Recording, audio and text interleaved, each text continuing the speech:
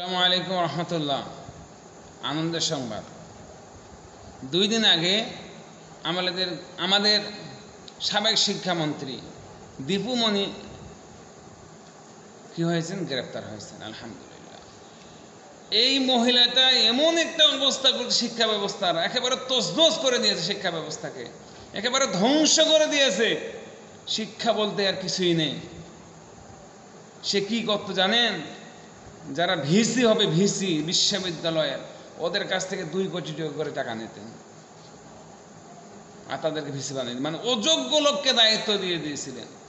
আর যারা অধ্যক্ষ হবেন, যারা আলিম মাদ্রাসা, ফাজিল মাদ্রাসা, কামিল মাদ্রাসা, যারা কলেজের যারা অধ্যক্ষ হবে, প্রিন্সিপাল হবে, এদের কাছ থেকে নিতেন 50 লক্ষ টাকা।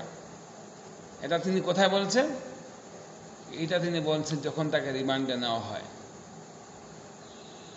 যখন তাকে রিমান্ডে নেওয়া হয়, এইরকম একটা অবস্থা বাংলাদেশের মধ্যে বিরাজ করতেছে। এটা গত 20 আগস্ট 2024 রোজ মঙ্গলবারের কথা। এই সমস্ত জাহেলিয়াত থেকে আল্লাহ তাআলা আমাদের রক্ষা করে বলে আল্লাহুম্মা আমিন। আসসালামু আলাইকুম ওয়া রাহমাতুল্লাহ।